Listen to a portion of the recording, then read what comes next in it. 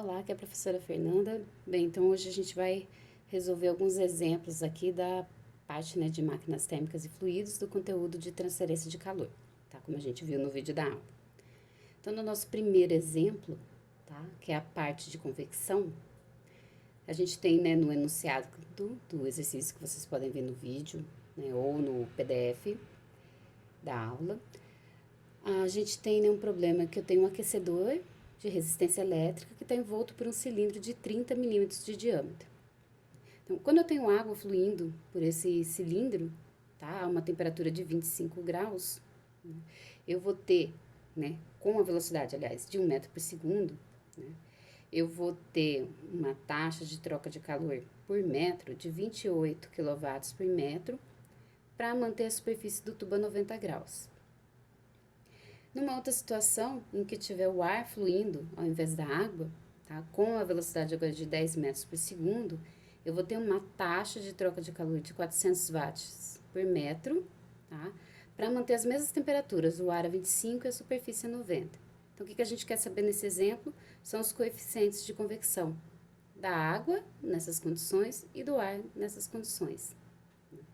Então, como é que a gente vai começar, Vamos voltar aqui para lei de resfriamento de Newton. Então, ela diz, que a taxa de transferência de calor é o coeficiente de convecção vezes a área e a diferença de temperatura da superfície com o do fluido. Aqui é infinito. Bem, o que acontece aqui? Eu não tenho a área, porque o exercício só me deu o diâmetro do tubo. Lembra que aqui, a área que vai trocar calor não é a seção transversal do tubo, tá? É a área da superfície externa, daquela casca do tubo. Tá? Então, é um pouquinho diferente aqui o cálculo. No nosso caso aqui, a área ela vai ser calculada pelo perímetro do tubo, tá? Que usando o diâmetro é π vezes o diâmetro, vezes o comprimento do tubo. Então, isso aqui que vai me dar aquela área da casca do tubo, da superfície do tubo. Eu vou substituir isso aqui. Por quê? Eu tenho informações por metro, tá? E não com a área inteira incluída. Então, eu vou colocar essa fórmula e passar o comprimento para o lado esquerdo, dividindo a taxa de calor. Aí, a gente fica com a equação adequada para trabalhar com essas informações, tá? Para poder usar esses dados aqui, ó. Então, vai ficar aqui, que a taxa é o coeficiente de convecção, vezes π, vezes o diâmetro, vezes o comprimento do tubo, e a diferença de temperatura. Agora, eu vou isolar o coeficiente de convecção, que é o que eu quero calcular. Tá? Eu tô preparando a equação antes de jogar os dados, que nesse caso aqui é mais fácil. Tá? Então, eu vou passar, eu vou deixar o H desse lado e vou passar todo o restante pro outro lado da igualdade, dividindo. Então, aqui a gente vai ficar que o coeficiente de convecção, ele vai ser a taxa dividido por L, π, vezes o diâmetro e vezes a diferença de temperatura. Bem, se a gente olhar aqui, ó, esse Q sobre L aqui já é essas informações de troca de calor. Então, o que vai ficar para a gente completar a equação agora é pôr o diâmetro e as temperaturas. Então, se a gente começar aqui pela água, tá?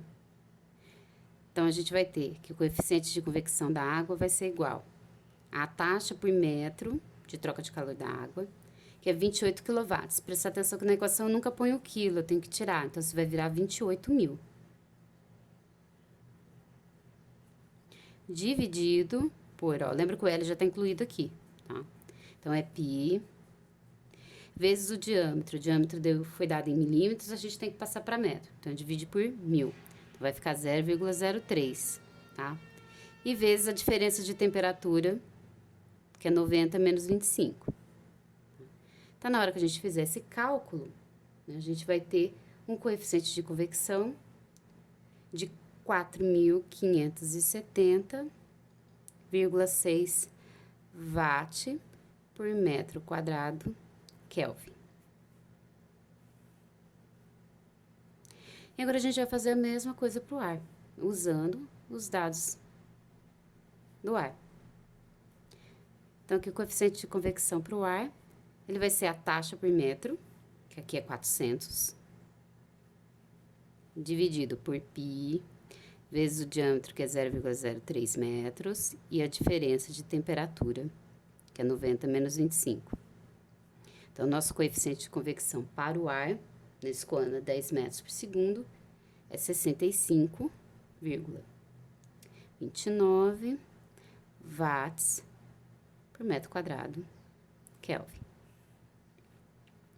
Então, reparem que dá valores bem diferentes, tá? Porque eu consigo uma troca de calor muito maior quando eu trabalho com líquido, tá?